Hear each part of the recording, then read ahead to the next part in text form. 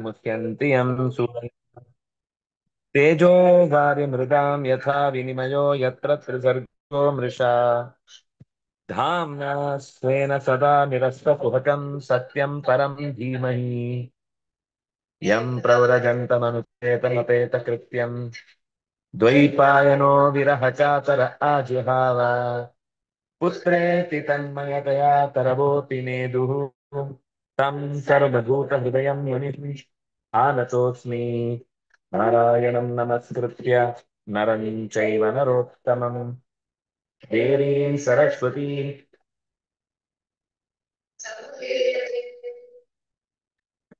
ನಾರಾಯಣ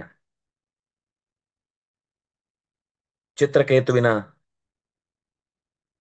ಆರಾಧನೆ ಅಂದ್ರೆ ಗುರುಗಳನ್ನ ಅವನು ಸ್ವಾಗತಿಸಿ ಅರ್ಘ್ಯಪಾದ್ಯಾದಿಗಳಿಂದ ಗೌರವಿಸಿ ಅಂದ್ರೆ ಒಂದು ಕಾಲದಲ್ಲಿ ಆತಿಥ್ಯ ಅನ್ನೋದಕ್ಕೆ ಒಂದು ಕಾಲ ಅಂದ್ರೆ ತುಂಬಾ ಹಿಂದೆ ಏನಲ್ಲ.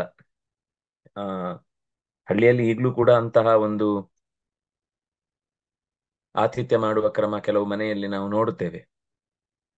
ಎಷ್ಟು ಶ್ರದ್ಧೆಯಿಂದ ಬಂದವರನ್ನ ನೋಡ್ಕೊಳ್ತಾರೆ ಅಂದ್ರೆ ಮನೆಯವರೇ ಅನ್ನುವ ಹಾಗಾಗಿ ಹೋಗುತ್ತೆ ಆ ಒಡನಾಟ. ಶ್ರೂಯತೆ. ನೀವು ಆಕಾಶ ಎಲ್ಲ ನೋಡ್ತಾ ಇದ್ರೆ ಭಯ ಆಯ್ತು ನಂಗೆ. ಹ ಆ,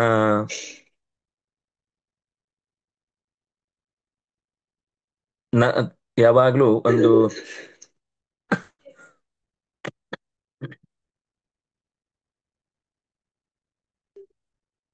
ಏನಾಯ್ತು?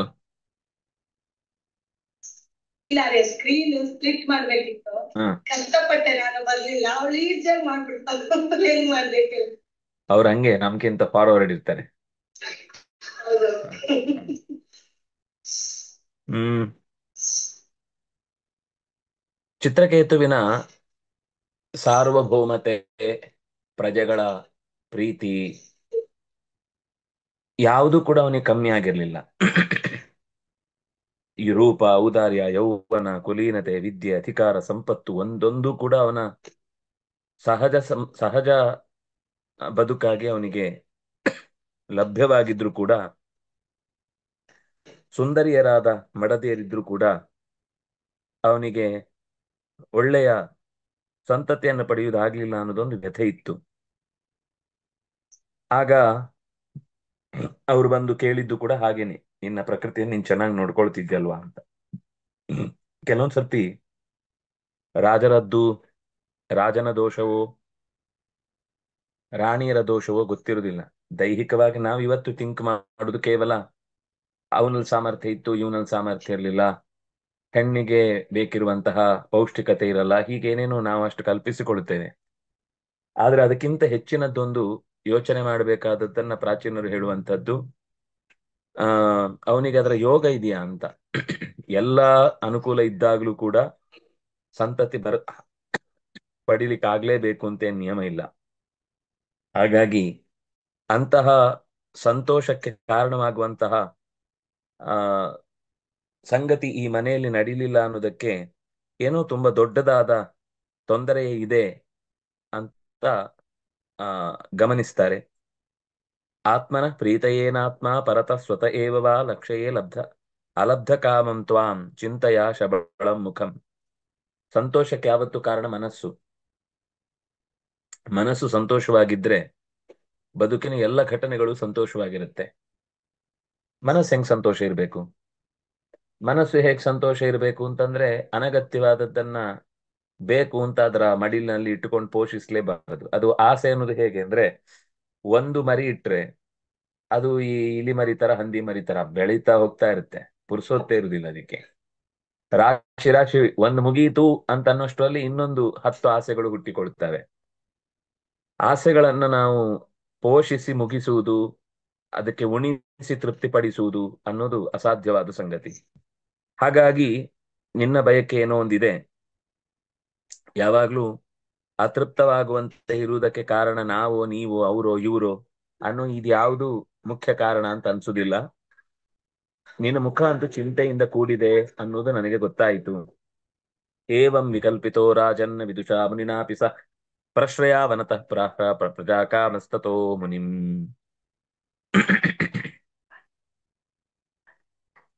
ಮನಸ್ಸು ಯಾರಿಗೆ ವಶದಲ್ಲಿರುತ್ತೋ ಜಗತ್ತೇ ಅವನಿಗೆ ವಶದಲ್ಲಿರುತ್ತೆ. ಲೋಕಗಳು ಕೂಡ, ಲೋಕಪಾಲಕರು ಕೂಡ ಅವನಿಗೆ ಕಪ್ಪ ಕಾಣಿಕೆಯನ್ನ ತಪ್ಪದೆ ಒಪ್ಪಿಸ್ತಾರೆ ಅನ್ನುವುದು ಲೋಕದ ಸಹಜವಾದ ನುಡಿ.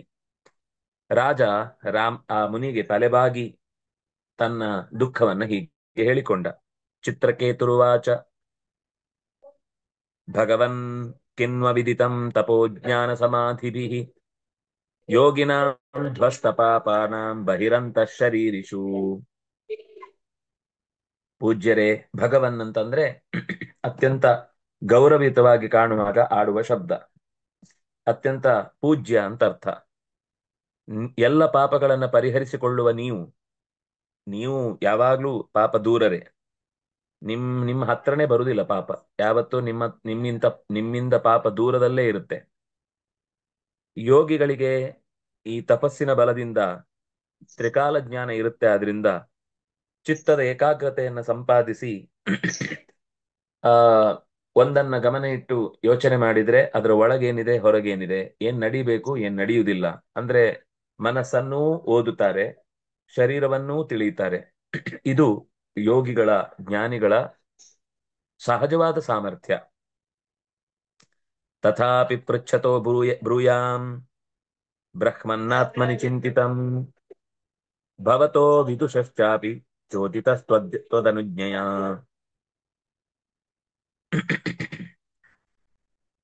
ಆ ಲೋಕದಲ್ಲಿ ಸಾಮಾನ್ಯವಾಗಿ ದೊಡ್ಡವರು ಅಂದ್ರೆ ತಮ್ಮ ಹತ್ರ ಬಂದವರನ್ನ ಹೇಗೆ ಕೇಳಬೇಕೋ ಹಾಗೆ ನೀವು ಕೇಳ್ತಾ ಇದ್ದೀರಿ.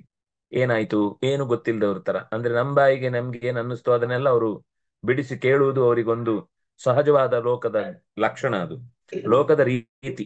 ಏನಾಯ್ತು ಅಂತ ಒಬ್ಬ ನೊಂದವನು ಬಂದು ಕೇಳಿದಾಗ ಅವನ ನೋವು ಒಂದು ಹೊರಗೆ ಬೀಳುತ್ತೆ. ಅವರಿಗೆ ಒಳಗಿನಿಂದ ಗೊತ್ತಾಗುವುದಾದ್ರೂ ಕೂಡ ಅವರಿಗೊಂದ್ಸರ್ತಿ ಮನಸ್ಸಿನ ಭಾವನೆಯನ್ನು ಹೊರಗೆ ಹಾಕಿದ ಸಮಾಧಾನ ಸಿಗುತ್ತೆ. ಡಾಕ್ಟರಿಗೆ ನೋಡಿದಾಗ ಗೊತ್ತಾಗುತ್ತೆ, ಕಣ್ಣು ಮಂಜು ಮಂಜಾಗಿ ಅಂದ್ರೆ ಹಳದಿ ಆಗಿರುತ್ತೆ, ಅಥವಾ ನಾಲಿಗೆ ಚೆನ್ನಾಗಿ ಅದ್ರಲ್ಲಿ ಪಾಚಿ ಕಟ್ಕೊಂಡಿರುತ್ತೆ, ಇತ್ಯಾದಿಗಳನ್ನೆಲ್ಲ ಅವ್ರು ನೋಡಿದ ತಕ್ಷಣ ಗೊತ್ತಾಗುತ್ತೆ. ಆದ್ರೂ ಕೇಳ್ತಾರೆ, ಏನಾಗ್ತಿದೆ, ತಲೆ ಸುತ್ತು ಬರುತ್ತಾ, ತಿಂದಿದ್ದೆಲ್ಲ ಚೆನ್ನಾಗಿ ಜೀರ್ಣ ಆಗುತ್ತಾ, ಹಸಿವಾಗುತ್ತಾ, ನಿದ್ದೆ ಬರುತ್ತಾ ಎಲ್ಲ ಕೇಳುತ್ತಾರೆ. ಯಾಕೆಂದ್ರೆ ಅವನಿಗೆ ಒಂದ್ಸಲ ಹೇಳ್ಕೊಂಡ್ಬಿಟ್ರೆ ಸಮಾಧಾನ ಆಗುತ್ತೆ. ನಾನು ಡಾಕ್ಟರ್ ಹತ್ರ ಎಲ್ಲ ಹೇಳ್ಕೊಂಡೆ, ನನ್ನ ಪರಿಸ್ಥಿತಿಯನ್ನು ಅವ್ರು ಚೆನ್ನಾಗಿ ಗಮನಿಸ್ತಾ ಇದ್ದಾರೆ ಅಂತ ಒಂದು ಮಾನಸಿಕವಾಗಿ ನಿರಾಳ ಆಗ್ತಾನೆ. ಅದಕ್ಕೋಸ್ಕರ ಲೋಕದ ರೀತಿಯಲ್ಲಿ ಏನಪ್ಪಾ ಕಷ್ಟ ನಿಂದು ಅಂತ ನೀವು ಕೇಳ್ತಾ ಇದ್ದೀರಿ ಅಂತ ನನಗೆ ಗೊತ್ತು. ಅಂಗಿರಸರು ಕೇಳಿದ್ರು, ಏನಪ್ಪಾ ಮುಖದಲ್ಲಿ ಕಳವಳ ತಳಮಳ ಅಂತ ಕುಣಿತಾ ಇದೆ, ಏನಾಯ್ತು ಅಂತ.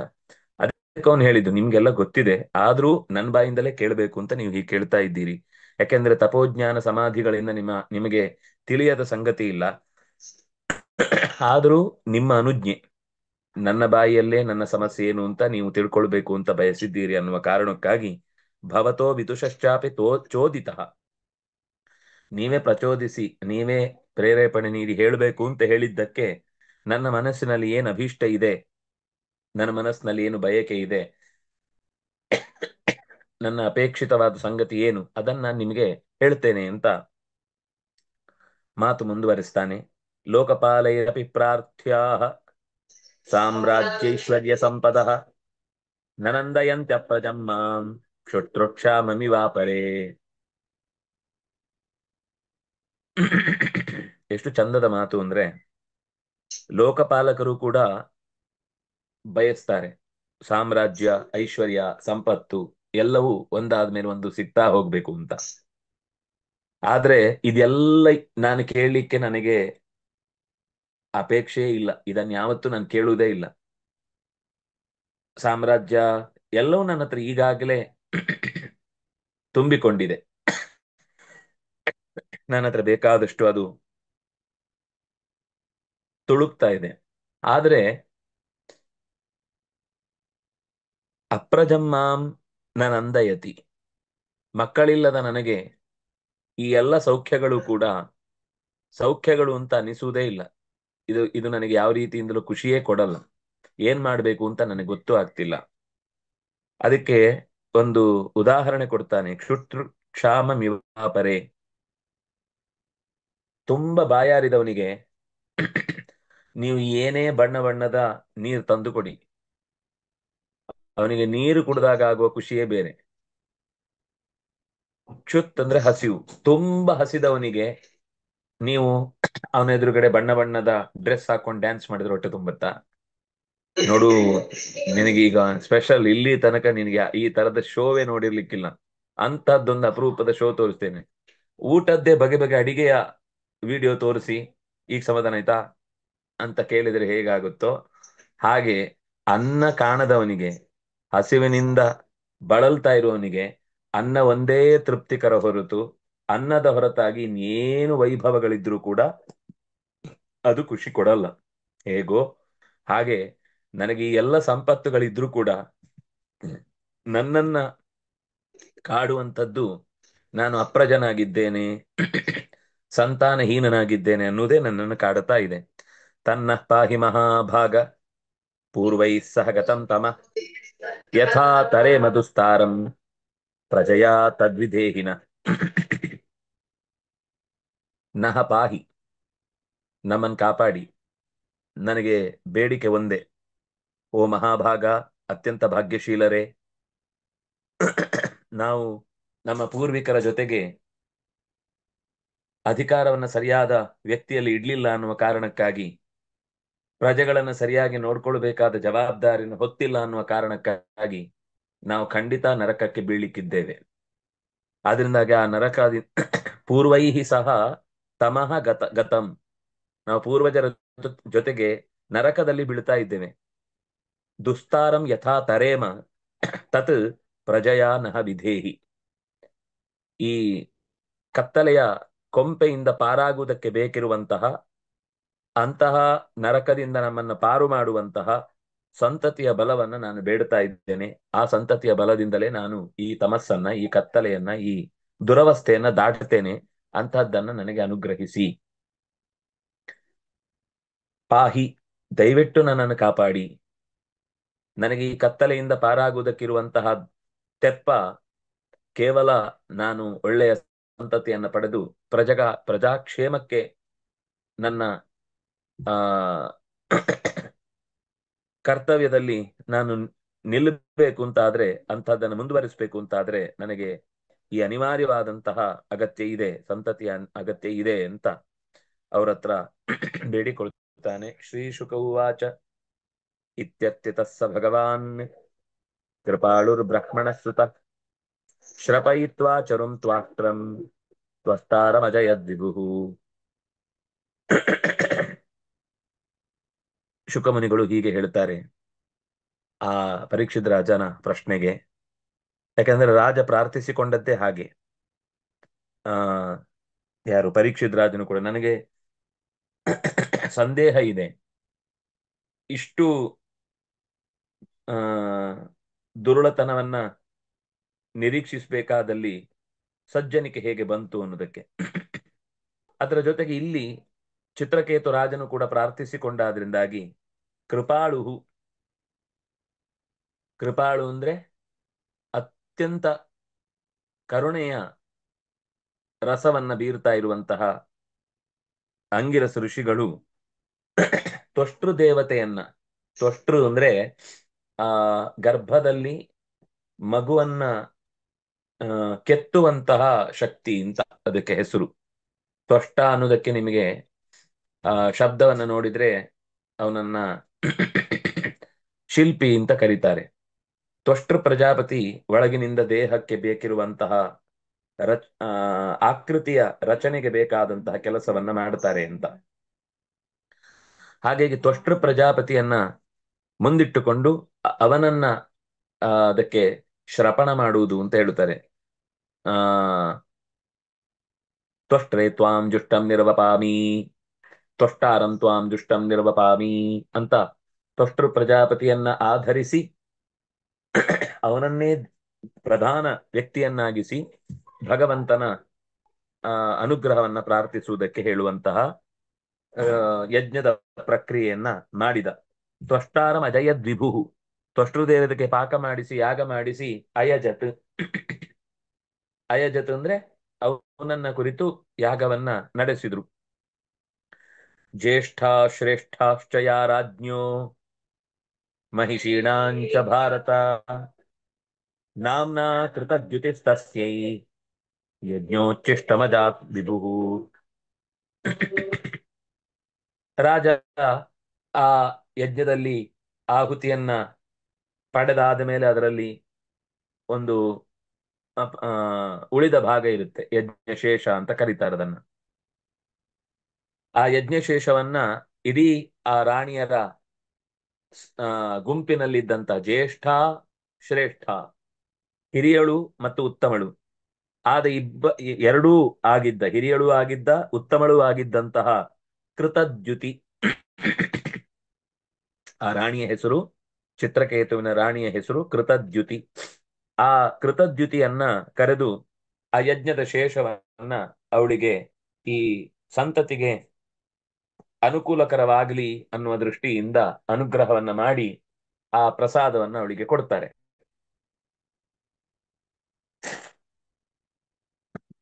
ನಾರಾಯಣ. ಅಥಾಹ ನೃಪತಿಂ ರಾಜನ್ ಭವಿತೈಕಸ್ತವಾತ್ಮಜ ಹರ್ಷಶೋಕ ಪ್ರದಸ್ತುಭ್ಯಂ ಇತಿ ಬ್ರಹ್ಮಸುತೋ ಯಯೌ. ಅಲ್ಲಿ ಹೇಳಿದ್ರು, ನೋಡು, ಮೊದಲೇ ವಿಷಯ ಒಂದು ತಿಳಿಸಿಬಿಡ್ತೇನೆ. ಇದು ಹರ್ಷಶೋಕಪ್ರದ. ಈ ಮಗು ಈಗ ಆಗದೆ ಆಗದೆ ಆಗದೆ ಒಂದು ಮಗುವಾಯಿತು ಅನ್ನೋದಕ್ಕೊಂದು ಖುಷಿ ಇದೆ. ಆಮೇಲೆ ಯಾಕಾದ್ರೂ ಆಯ್ತಪ್ಪ ಅನ್ನುವ ದುಃಖವು ಇದರ ಜೊತೆಗಿದೆ. ಅನಿವಾರ್ಯ ಅದು. ಅದಕ್ಕೆ ಪ್ರಕೃಷ್ಟತ್ವೇನ ದದಾತಿ, ಚೆನ್ನಾಗಿ ದುಃಖವನ್ನು ಕೊಡುತ್ತೆ. ಆದ್ರಿಂದಾಗಿ ಸುಖ ದುಃಖ ಪ್ರದವಾದಂತಹ ಈ ಮಗನನ್ನ ನೀನು ಪಡೀತಿ, ತವ ಆತ್ಮಜಃ ಭವಿತಾ, ನಿನಗೆ ಒಬ್ಬ ಮಗ ಹುಟ್ಟುತ್ತಾನೆ. ಆದ್ರೆ ಎರಡನ್ನು ದಂಡಿ ಕೊಡ್ತಾನೆ. ಇಲ್ಲಿ ಈಗ ಬಹಳ ಕಾಲದಿಂದ ಕಾದು ಕಾದು ಪಡೆದ ಮಗುವಾದ್ರಿಂದಾಗಿ ಆ ಸಂತೋಷದ ಉತ್ಕರ್ಷ ಇರುತ್ತೆ. ಆಮೇಲೆ ಅಷ್ಟೆಲ್ಲ ಕಷ್ಟಪಟ್ಟು ಅದಕ್ಕೆ ಬೇಕಿರುವಂತಹ ಎಲ್ಲ ಸೌಕರ್ಯವನ್ನ ಮಾಡಿಯೂ ಅದು ನಾವು ಹೇಳಿದಂತೆ ಕೇಳಲಿಲ್ವೋ, ನೀನ್ ಯಾಕೆ ನನ್ನನ್ನ ಪಡ್ಕೊಂಡಿ, ನಾನು ನಿನ್ನನ್ನು ಕೇಳಿದ್ನ ಅಂತ ವಾಪಸ್ ಉತ್ತರ ಕೊಟ್ರೆ ಮಗು ನಾಳೆ, ಆವಾಗ ಇಷ್ಟೆಲ್ಲ ಕಷ್ಟಪಟ್ಟದ್ದಕ್ಕೆ ಯಾಕಾದ್ರೂ ಪಟ್ನೋ ಅಂತ ಅನಿಸುವಂತದ್ದು ಸ್ಥಿತಿ ಬರುತ್ತೆ. ಕೆಲವೊಮ್ಮೆ ಹಾಗೆ ಕೇಳ್ತಾರೆ, ನಾವೇನು ನಿಮ್ಮನ್ನ ಅಪ್ಲಿಕೇಶನ್ ಹಾಕಿ ಕೇಳಿದ್ವಾ, ನೀವೇ ಅಪ್ಪ ಅಮ್ಮನಾಗಿ ಬೇಕು ಅಂತ? ನಮಗೇನ್ ಬೇಕಿರ್ಲಿಲ್ಲ ಅಂತೆಲ್ಲ ಅದು ಹುಟ್ಟಿ ಆದ್ಮೇಲೆ ಹೇಳುವುದಷ್ಟೇ. ಆದ್ರೆ ವಾದ ಮಾಡ್ತಾರೆ. ಹಾಗೆ ಅದು ಏನ್ ಬೇಕಾದ್ರೂ, ಖುಷಿಯೋ ದುಃಖವೋ ಗೊತ್ತಿಲ್ಲ, ಏನ್ ಕೊಡುತ್ತೋ ಗೊತ್ತಿಲ್ಲ, ಒಟ್ಟಂತೂ ಹೀಗಂತೂ ಒಂದು ನಿನ್ನ ದುಃಖ ಸುಖಗಳನ್ನ ಅದು ಪ್ಯಾಕೇಜ್ ಅದು ಬರುತ್ತೆ. ಅಂದ್ರೆ ಒಂದ್ ನಾಣ್ಯ ಜೊತೆಗೆ ಎರಡು ಮುಖ ಇದ್ದೇ ಇರುತ್ತೆ. ಒಂದ್ ಕಡೆ ಒಂದು ಅಂತಿರುತ್ತೆ, ಇನ್ನೊಂದ್ ಪೇಜಲ್ಲಿ ಏನ್ ಬರುತ್ತೆ ಅಂತಿರುತ್ತೆ. ಅದರಿಂದಾಗಿ ಅದು ಅನಿವಾರ್ಯ. ಹಾಗಾಗಿ ಎರಡೂ ಕೂಡ ಅನಿವಾರ್ಯವಾದ ಸ್ಥಿತಿ, ಒಪ್ಪಿಕೋ ಅಂತ ಹೇಳಿ ಬ್ರಹ್ಮಸುತಃ ಯಯೌ, ಚತುರ್ಮುಖನ ಮಗನಾಗಿದ್ದಂತಹ ಅಂಗಿರಸ್ಸು ಅಲ್ಲಿಂದ ಹೊರಟ. ಸಾಪಿ ತತ್ಪ್ರಾಶನಾದೇವ ಚಿತ್ರಕೇತೋರಧಾರಯತ್ ಗರ್ಭಂ ಕೃತದ್ಯುತಿರ್ದೇವಿ ಕೃತಿಕಾಗ್ನೇರಿವಾತ್ಮಜಂ. ಕೃತದ್ಯುತಿ ಯಜ್ಞಶೇಷವನ್ನ ಉಂಡ ಬಳಿಕ ಹೇಗೆ ಕೃತಿಕಾದೇವಿ ಅಗ್ನಿಕುಮಾರನಾದ ಷಣ್ಮುಖನನ್ನ ಮಗನಾಗಿ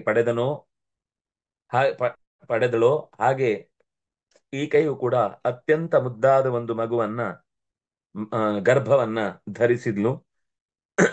ಕೃತಿಕಾಗ್ನೇರಿವಾತ್ಮಜಂ, ಅಗ್ನೇಃ ಕೃತಿಕಾ ಯಥಾ ಸ್ಕಂದಂ ಅಧಾರಯತ್ ತಥಾ ಏಷಾಪಿ ಗರ್ಭಂ ಅಧಾರಯತ್. ತತ್ ಪ್ರಾಶನಾದೇವ, ಅಲ್ಲಿ ಅವರಿಗೆ ಇವರಿಗೆ ಚಿಕಿತ್ಸೆ ಏನಿಲ್ಲ. ಇದೆಲ್ಲ ನಮ್ಮ ಇವತ್ತಿನ ಕಲ್ಪನೆಗಳು. ದೋಷ ಎಲ್ಲಿದೆ ಅಂತ ಹುಡುಕಿ ಅವ್ಯವಸ್ಥೆಯನ್ನ ಮನಸ್ಸಲ್ಲಿ ಮತ್ತಷ್ಟು ಹೆಚ್ಚಿಸಿಕೊಳ್ತಾ ಹೋಗುದು. ಅಲ್ಲಿ ಗುರುಗಳ ಅನುಗ್ರಹವೇ ಬೇಕಿದ್ದದ್ದಷ್ಟೇ.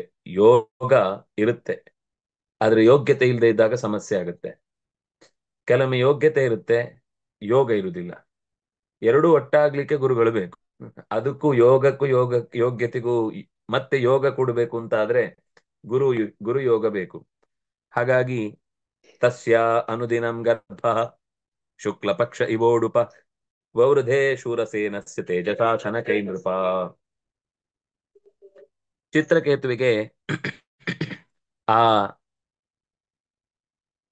ಗರ್ಭ ಹುಟ್ಟಿ ಶುಕ್ಲ ಪಕ್ಷದಲ್ಲಿ ಹೇಗೆ ಬೆಳಕು ಚಂದ್ರನದ್ದು ಹೆಚ್ಚುತ್ತಾ ಹೋಗುತ್ತೋ, ಪೂರ್ಣವಾಗ್ತಾ ಬೆಳಕು ಜಾಸ್ತಿಯಾಗಿ ಇಡೀ ಹಾಲಿನ ಹೊಳೆ ಹುಲ್ಲಿನ ಮೇಲೆ ಹರಿದಂತೆ ರಾತ್ರಿಯೆಲ್ಲ ತಂಬೆಳಕಿನಿಂದ ಅತ್ಯಂತ ತಂಪನ್ನ ಹುಟ್ಟು ಹಾಕುತ್ತೋ, ದಿನೇ ದಿನೇ ಇವರೆಲ್ಲರ ಮನಸ್ಸಿನಲ್ಲಿ ಸಮಾಧಾನದ ತಂಪು ಹೆಚ್ಚಿತು. ಜೊತೆಗೆ ಬರುವ ನಿರೀಕ್ಷೆಯ ಬೆಳಕು ಬೆಳೆಯಿತು. ಅಥ ಕಾಲ ಉಪಾವೃತ್ತೆ ಕುಮಾರ ಸಮಜಾಯತ ಜನಯನ್ ಶೂರಸೇನಾಯ ಸೇನಾನಾಂ ಶೃಣ್ವತಾಂ ಪರಮಾಮುದಂ. ಕಾಲ ಉಪಾವೃತ್ತೆ, ಸರಿಯಾದ ಕಾಲ ಎದುರಾದಾಗ, ಕುಮಾರ ಸಮಜಾಯತ, ಕುಮಾರನೇ ಹುಟ್ಟಿದ. ಹೇಗೆ ಹಿಂದೆ ಸ್ಕಂದ ಅಂತ ಕುಮಾರ ಶಬ್ದವನ್ನು ಹೇಳಿದ್ರು, ಅದೇ ಒಂದು ರೂಪಕವಾಗಿ ಕುಮಾರನೊಬ್ಬ ಹುಟ್ಟಿದ. ಇದನ್ನ ಶೂರಸೇನ ಅಂತ ಆ ದೇಶದ ಹೆಸರು, ಅಲ್ಲಿಯ ಪ್ರಜೆಗಳು ಕೇಳಿ ಆನಂದ ತುಂದಿಲರಾದರು. ತುಂದಿಲ ಅಂದ್ರೆ ಏನು? ಹೊಟ್ಟೆಯಲ್ಲಿ ತುಂಬುವುದು ಅಂತ ಅರ್ಥ. ಹೊಟ್ಟೆ ತುಂಬಿದಷ್ಟು ನಗು ಅಥವಾ ಹೊಟ್ಟೆ ತುಂಬಿದಷ್ಟು ಖುಷಿ ಅಂತ. ಇಡೀ ದೇಶದ ಪ್ರಜೆಗಳಿಗೆ ಆನಂದವಾಯಿತು. ಅಂತೂ ನಮ್ಮ ರಾಜನ ಬಯಕೆ ಈಡೇರಿತು. ಅದಕ್ಕೋಸ್ಕರ ಅವನು ಪ್ರಜೆಗಳಿಗೆ ಕೊಟ್ಟ ಬೇರೆ ಬೇರೆ ತರದ ಉಡುಗೊರೆಗಳಿರಬಹುದು, ಪ್ರಾರ್ಥನೆ ಮಾಡಿ ಅಂತ ಕೇಳ್ಕೊಂಡದ್ದಿರಬಹುದು, ಇದೆಲ್ಲ ಜನಗಳಿಗೂ ಗೊತ್ತು. ಈಗ ಫಲಿಸಿತು ಅನ್ನುವ ಕಾರಣಕ್ಕಾಗಿ ಎಲ್ಲರೂ ಸಂತುಷ್ಟರಾದ್ರು. ಯಾಕೆ ಸಂತುಷ್ಟರಾದ್ರು ಅಂದ್ರೆ, ಸಾಮಾನ್ಯ ಒಂದು ಕಾರಣ, ರಾಜ ಅಂತ ಅಭಿಮಾನ ಇದ್ದೇ ಇರುತ್ತೆ, ಇಲ್ಲ ಅಂತಿಲ್ಲ. ಇನ್ನು ಸಾಮಾನ್ಯರಿಗೆಲ್ಲ ಏನು ಅಂದ್ರೆ, ಹೋಳಿಗೆ ಹಾಕಿಸ್ತಾರೆ, ರಾಜ ಚೆನ್ನಾಗಿ ಒಂದು ಊಟ ಹಾಕಿಸ್ತಾರೆ, ಗಮ್ಮತ್ತಿನ ಊಟ ಇರುತ್ತೆ ಅಂತ ಅನ್ಕೊಂಡು ಪ್ರಜೆಗಳು ಕೆಲವರು ಖುಷಿಯಾದ್ರು. ಹೃಷ್ಟೋ ರಾಜ ಕುಮಾರಸ್ಯ ಸ್ನಾತ ಶುಚಿರಲಂಕೃತ ವಾಚಯಿತ್ವಾ ಶಿಶೋ ವಿಪ್ರೈ ಕಾರಯಾಮಾಸ ಜಾತಕಂ. ಸ್ನಾತಃ, ರಾಜ ಆ ಮಂಗಳ ಸ್ನಾನವನ್ನ ಮಾಡಿ ಶುಚಿಯಾಗಿ ಒಳ್ಳೆಯ ಆಭರಣ ವಸ್ತ್ರಗಳಿಂದ ಅಲಂಕೃತನಾಗಿ, ಶುಚಿ ಅಲಂಕೃತಃ, ಅದನ್ನ ಆ ಜಾತ ಕರ್ಮಾದಿಗಳನ್ನು ಮಾಡಬಲ್ಲಂತಹ ಋತ್ವಿಜರನ್ನ ಮುಂದಿಟ್ಟುಕೊಂಡು ಅವರಿಂದ ಆಶೀರ್ವಾದವನ್ನು ಪಡೆದು ಕಾರಯಾಮಾಸ ಜಾತಕಂ, ಆ ಮಗು ಹುಟ್ಟಿದೊಡನೆ ಆ ಗರ್ಭನಾಳ ಛೇದ ಮಾಡುವ ಹೊತ್ತಿಗೆ ಅದೇ ಮಗುವಿನ ನಿಜವಾದ ಹುಟ್ಟಿನ ಸಮಯ. ಹೊರಗೆ ಬಂತು ಅನ್ನೋದು ಸಮಯ ಅಲ್ಲ. ಹೊರಗೆ ಬಂದ ಮೇಲೆ ತಾಯಿಯಿಂದ ಬೇರ್ಪಡುವ ಕಾಲ ಇದೆಯಲ್ವಾ, ಆಗ ಮೊದಲ ಉಸಿರು ತಗೊಳುತ್ತೆ. ಅಲ್ಲಿ ತನಕ ತಾಯಿ ಉಸಿರಿನಿಂದಲೇ ಅದು ಬದುಕ್ತಾ ಇರುತ್ತೆ. ಆ ಹೊತ್ತಿಗೆ ಸರಿಯಾಗಿ ಅಲ್ಲಿ ಆಶೀರ್ವಚನ ಮಂತ್ರಗಳಿಂದ ಋತ್ವಿಜರು ಕೂಡ ಅನುಗ್ರಹ ಮಾಡ್ತಾ ಇರ್ತಾರೆ. ಅದರ ಮಗುವಿನ ಮೊದಲ ಉಸಿರು ಒಳಕ್ಕೆ ಹೊಕ್ಕು ಅದು ಕೆಟಾರ್ ಅಂತ ಕಿರುಚಿದಾಗ ಅಳುತ್ತಲೇ ಹುಟ್ಟುತ್ತಾ ತನ್ನ ಅಸ್ತಿತ್ವವನ್ನು ಲೋಕಕ್ಕೆ ತಿಳಿಸುವಂತಹ ಹುತ್ತನ್ನೇ ಜಾತಕರ್ಮ ಅಂತ. ಅಂತೂ ಕರ್ಮ ಜಾತ ಆಯ್ತು ಅಂತ ಒಂದು ರೀತಿಯಿಂದ. ತೇಭ್ಯೋ ಹಿರಣ್ಯಂ ರಜತಂ ವಾಸಾಂಸ್ಯಾಭರಣಾನಿ ಚ ಗ್ರಾಮಾನ್ ಹಯಾನ್ ಗಜಾನ್ ಪ್ರಾದಾತ್ ಧೇನೂನಾಂ ಅರ್ಬುದಾನಿ ಷಟ್. ತೇಭ್ಯ, ಬಹಳ ಜನ ರಾಜನ ಮೇಲಿನ ಅಭಿಮಾನದಿಂದ ಬಂದಿದ್ರು. ಅವರಿಗೆ ಚಿನ್ನ, ಬೆಳ್ಳಿ, ಬಟ್ಟೆ, ಒಡವೆಗಳು, ಕೆಲವರಿಗೆ ಗ್ರಾಮಾನ್, ಉಂಬಳಿ, ಊರೂರುಗಳನ್ನೇ ದಾನ ಮಾಡಿ ಕೊಟ್ಟು ಬಿಟ್ಟ. ಇದು ಕೇವಲ ಕಥೆ ಅಲ್ಲ. ನಾವೊಂದು ಈ ನೂರು ವರ್ಷದ ಹಿಂದಿನ ಅನೇಕ ಪ್ರಕರಣಗಳನ್ನು ನೋಡುವಾಗ ಊರನ್ನೇ ದಾನವಾಗಿ ಕೊಡುವುದರ ಉಲ್ಲೇಖವನ್ನ ಶಾಸನಗಳಲ್ಲಿ ನಾವು ನೋಡುತ್ತೇವೆ. ಒಂದು ಇಡೀ ಊರನ್ನೇ ಅವರಿಗೆ ಅವರ ಅಧ್ಯಯನಕ್ಕಾಗಿರ್ಬಹುದು ಅಥವಾ ವೀರ ಯೋಧನಂತೆ ಹೋರಾಡಿದ್ದಕ್ಕಿರ್ಬಹುದು, ಹೀಗೆ ಒಂದೊಂದು ಕಾರಣಕ್ಕೆ ಅವರಿಗೆ, ರಾಜನಿಗೆ ಯಾವುದರಲ್ಲಿ ಆಸಕ್ತಿ ಇರುತ್ತೆ ಅದನ್ನ ನೋಡಿ ಖುಷಿ ಪಟ್ಟು, ಏನು 500 ಎಕರೆ 600 ಎಕರೆ ಕೊಟ್ಟಂತಹ ಜಾಗಗಳು ಇವತ್ತಿಗೂ ಅವರ ಹೆಸರಲ್ಲಿ ಹಾಗೆ ನಡ್ಕೊಂಡು ಬಂದದ್ದು ಇದೆ. ಅಂದ್ರೆ ಆ ರೀತಿ ಗ್ರಾಮಾನ್ ಕೆಲವರಿಗೆ ಕುದುರೆಗಳನ್ನು ಕೊಟ್ಟ, ಕೆಲವರಿಗೆ ಆನೆಗಳನ್ನು ಕೊಟ್ಟ. ಈ ಆನೆ ಕೊಟ್ರೆ ಮಾತ್ರ ಸಮಸ್ಯೆ ಈಗ. ಅದನ್ನ ಸಾಕ್ಲಿಕ್ಕೆ ಇವನು ಮತ್ತೆ 3 ಜನ್ಮ ತಾಳ್ಬೇಕು. ನಮ್ಮಲ್ಲಿ ಹೇಳುದುಂಟು, ಅವರನ್ನ ನೋಡ್ಕೊಳ್ಳೋದು ಅಂದ್ರೆ ಆನೆ ನೋಡ್ಕೊಂಡ ಹಾಗೆ ಅಂತ. ಅಂದ್ರೆ ಕಾಸ್ಟ್ಲಿ ಅಂತ, ಸಿಕ್ಕಾಬಟ್ಟೆ ಕಾಸ್ಟ್ಲಿ ಅಂತ. ಸುಲಭದಲ್ಲಿ ಅದಕ್ಕೆ ಹೊಟ್ಟೆ ತುಂಬಲ್ಲ. ನೀವು ಒಂದ 50 ರೂಪಾಯಿದ ಅಡಿಗೆ ತಗೊಂಡ್ ಬಂದು ಹಾಕಿದ್ರೆ ಅದು 50 ರೂಪಾಯಿ ನೋಟ್ ತಿಂದ ಹಂಗ ಅನ್ಸುತ್ತೆ. ಅದಕ್ಕೆ ಏನು ಹೊಟ್ಟೆಗೆ ಹೋದಾಗಿರಲ್ಲ. ಹಾಗಾಗಿ ಆ ಆನೆಗಳನ್ನೆಲ್ಲ ಧೇನೂನಾಂ ಅರ್ಬುದಾನಿ, ಲಕ್ಷಗಟ್ಟಲೆ 6 ಲಕ್ಷ ಗೋವುಗಳನ್ನ ಅಲ್ಲಿ ದಾನ ಮಾಡಿದ. ಯೋಚನೆ ಮಾಡಿ, ದಾನ ಮಾಡ್ಲಿಕ್ಕೆ ನಮ್ಗೆ ಒಂದು ದಾನದ್ದೇ ಜೀವನಾಂಶದ ಇಡೀ ದುಡ್ಡನ್ನು ಒಂದು ಕಡೆ ಕಲೆ ಹಾಕಿ ಕೊಡಬೇಕು ಅಂದ್ರೆ ಮೂಗಿನ ತನಕ ಬರುತ್ತೆ. ಜನ್ಮದಲ್ಲಿ ಒಂದ್ಸರ್ತಿ ಕೊಡೋಣ ಅಂದ್ರೆ. ಅಂತದ್ರಲ್ಲಿ 6 ಲಕ್ಷಗಳಷ್ಟು ಸಂಖ್ಯೆಯ ಗೋವುಗಳನ್ನ ದಾನ ಮಾಡಿದ ಯಾರು? ಚಿತ್ರಕೇತು. ಅಂದ್ರೆ ಅಷ್ಟು ಸಂತೋಷ ಆಯ್ತು ಅವನಿಗೆ. ವವರ್ಷ ಕಾಮಾನ್ಯನ್ಯೇಷಾಂ ಪರ್ಜನ್ಯ ಇವ ದೇಹಿನಾಂ ಧನ್ಯಂ ಯಶಸ್ಯಂ ಆಯುಷ್ಯಂ ಕುಮಾರಸ್ಯ ಮಹಾಮನಾಃ. ಕೇವಲ ಅಲ್ಲಿ ಬಂದು ಒಂದಿಷ್ಟು ಆಶೀರ್ವಚನ ಮಂತ್ರಗಳನ್ನು ಹೇಳಿದವರಿಗೆ ಮಾತ್ರ ಅಲ್ಲ, ಇತರೇಶಾಂ ಅನ್ಯೇಷಾಂ, ಇನ್ಯಾರೆಲ್ಲ ಆ ಕಾರ್ಯಕ್ರಮಕ್ಕೆ ಸಾಕ್ಷಿಯಾಗಿ ನೆಲೆಸಿದ್ರೋ ಬಂದವರೆಲ್ಲರಿಗೂ ಕೂಡ ಬೇಕಾದಷ್ಟು ಉಡುಗೊರೆಗಳನ್ನ, ಆ ಗ್ಯಾರಂಟಿ ಭಾಗ್ಯ ಅಲ್ಲ ಅದು, ಅದು ಸಂತೋಷದಿಂದ ಕೊಡುದು. ವಾಪಸ್ ಅದರಿಂದ ನೀವು ನೆಕ್ಸ್ಟ್ ವೋಟ್ ನಮಗೆ ಹಾಕಬೇಕು ಅಂತ ಅವ್ರದ್ದೆಲ್ಲ ಗುರುತಿಟ್ಕೊಂಡು ಅವರನ್ನು ಬೆನ್ನಿಡಿಯುವುದಲ್ಲ. ಇದು ಸಹಜವಾದ ರಾಜನ ಕಾಳಜಿಯಿಂದ ಕೊಟ್ಟ ಉಡುಗೊರೆಗಳು. ಹೇಗೆ ಆಕಾಶ ಚೆನ್ನಾಗಿ ತನ್ನಲ್ಲಿ ತುಂಬಿದಂತಹ ಮೋಡಗಳು ತನ್ನಲ್ಲಿ ತುಂಬಿದಂತಹ ನೀರನ್ನ ನೆಲಕ್ಕೆ ಸುರಿಸುತ್ತೋ ಹಾಗೆ ರಾಜ ಪ್ರಜೆಗಳಿಗೆ ಬೇಕಿರುವುದನ್ನೆಲ್ಲ ಸುರಿಸಿದ. ಆಮೇಲೆ ಕೇಳಿಕೊಂಡ, ಕುಮಾರಸ್ಯ, ಮಗನಿಗೆ ಧನ್ಯತೆ ಉಂಟಾಗುವಂತೆ ಹೇಳಿ, ಯಶಸ್ಸು ಉಂಟಾಗುವಂತೆ ಹೇಳಿ, ಆಯುಷ್ಯ ಉಂಟಾಗುವಂತೆ ನೀವು ಮಹಾಮನಾಹ, ನೀವೆಲ್ಲರೂ ಕೂಡ ಅದನ್ನು ಬಯಸಿ. ನಾನು ಬೇಡಿಕೊಳ್ಳುವುದಿಷ್ಟೇ, ಮಗನಿಗೆ ಒಳಿತಾಗಲಿ ಅಂತ ನಿಮ್ಮ ಬಾಯಿಯಲ್ಲಿ ತೃಪ್ತಿಯ ತೇಗು ಬರಲಿ, ಸಂತೋಷದ ಆ ಸಮಾಧಾನದ ನಗು ಇರಲಿ ಅಂತ ಬಯಸಿದ. ಕೃಚ್ಛ್ರಲಬ್ಧೇ ಚರಾಜರ್ಷೇ ತನಯೇ ಅನುದಿನಂ ಪಿತುಃ ಯಥಾ ನಿಸ್ವಸ್ಯ ಕೃಚ್ಛ್ರಾಪ್ತೆ ಧನೇ ಸ್ನೇಹೋನ್ವರ್ಧತ. ತುಂಬಾ ಒಳ್ಳೆ ಉದಾಹರಣೆ. ಕೃಚ್ಛ್ರಲಬ್ಧೇ ಚ ರಾಜರ್ಷೇ, ಹೇಗೆ ಅತ್ಯಂತ ದರಿದ್ರನಿಗೆ ಬಹಳ ದೊಡ್ಡ ಪ್ರಮಾಣದ ಸಂಪತ್ತು ಲಾಭ ಆದ್ರೆ ಏನ್ ಮಾಡ್ತಾನೆ? ಅವನು ದಿನಾ ನೋಟಿಗೆ ಪೂಜೆ ಮಾಡುದೇನು, ಅದನ್ನ ಪ್ರತಿ ತೆಗೆದು ನೋಡುದು ಖುಷಿ ಪಡ್ತಾನೆ. ಅವನಿಗೆ ಕೂತ್ಕೊಳ್ಳಿಕ್ಕೆ ಆಗ್ತಾ ಇರಲ್ಲ. ಹಿಂಗ್ ಖರ್ಚು ಮಾಡುದು ಅಂತ ಒಂದ್ ಸಮಸ್ಯೆ. ಎರಡನೇದಿಷ್ಟು ನೋಡೇ ಇಲ್ಲ, ಇಡೀ ಜೀವಮಾನದಲ್ಲಿ ನೋಡಿಲ್ಲ, ಈಗ ನೋಡಿದಾನೆ. ಅದು ಇದನ್ನ ನೋಡಿಯೇ ಗಾದೆ ಹೇಳಿದ್ದೋ ಏನೋ ಗೊತ್ತಿಲ್ಲ, ಆಗದೆ ಮಗು ಆದ್ರೆ ಅದೇನೋ ಏನೋ ಮಾಡತಂತೆ ಅಂತ. ಅಂದ್ರೆ ಅದರ ತಪ್ಪು ಒಪ್ಪುಗಳನ್ನು ಯಾವುದನ್ನು ಯಾರು ಪ್ರಶ್ನಿಸುವುದೇ ಇಲ್ಲ. ಅದು ಮಾಡಿದ ಅನ್ಯಾಯಗಳನ್ನೆಲ್ಲ ಸರಿ ಅಂತ ಹೆತ್ತಬ್ಬೆ ಮುದ್ದು ಮಾಡಿ ಅದನ್ನ ಇನ್ನಷ್ಟು ಕೆಡಿಸ್ತಾಳೆ ಅಂತ ಅನ್ನೋ ಮಾತುಗಳನ್ನ ಹೇಳುವುದಿದೆ. ಹಾಗೆ ಇವನಿಗೆ ಧನಲಾಭ ಆದಾಗ ಹೇಗೆ ಆ ಸಂಪತ್ತಿನಲ್ಲಿ ಇನ್ನಷ್ಟು ಮೋಹ ವೃದ್ಧಿ ಆಗ್ತಾ ಹೋಗುದೋ, ಇಷ್ಟು ಸಿಕ್ತು ಅಂತ ತೃಪ್ತಿ ಆಗುದಿಲ್ಲ ಅವನಿಗೆ. ಇನ್ನೂ ಬೇಕು ಅಂತ ಅದರ ಮೇಲೆ ಮತ್ತಷ್ಟು ಆ ಸಂಪತ್ತಿನ ಸಹಜವಾದ ಬಳಕೆ ತಿಳಿಯದ ಹಾಗೆ ರಾಜರ್ಷಿ ಚಿತ್ರಕೇತುವಿಗೆ ಆ ಕಷ್ಟದಿಂದ ಲಭ್ಯವಾದ ಮಗುವಿನ ಬಗ್ಗೆ ಸ್ನೇಹ ಅನ್ವವರ್ಧತ, ಅತಿಯಾದ ಸ್ನೇಹ ಬೆಳೆಯಿತು.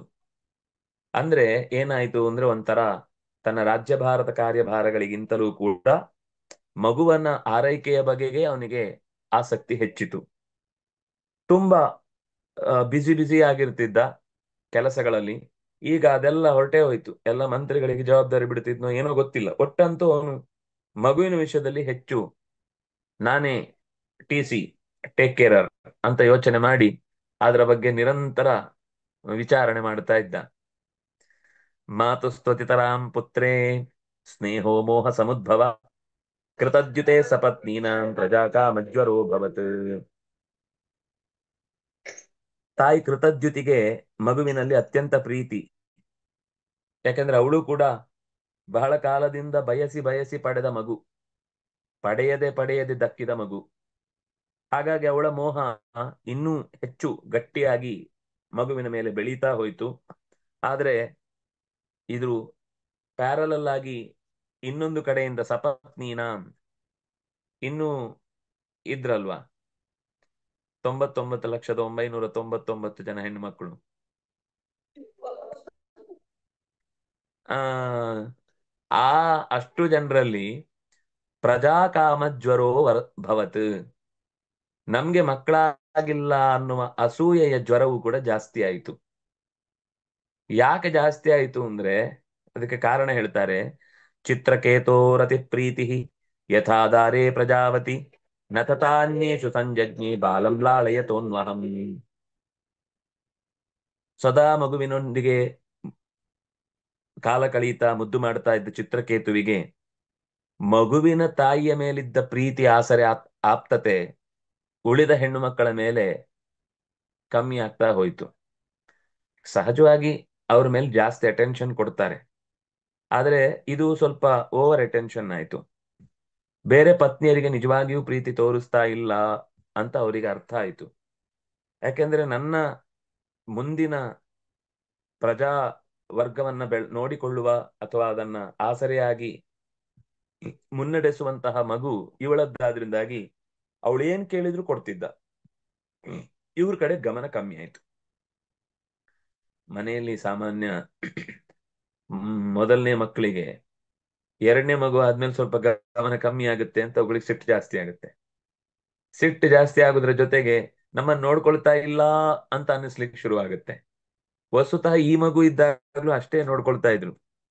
ಇದಕ್ಕೆ ಪುಟ್ಟದಿದ್ದು ಇಲ್ಲ, ಆದ್ರಿಂದಾಗಿ ಇದ್ರ ಕಷ್ಟ ಆಗ ನೆನಪಾಗುದಿಲ್ಲ ಅಷ್ಟೇ.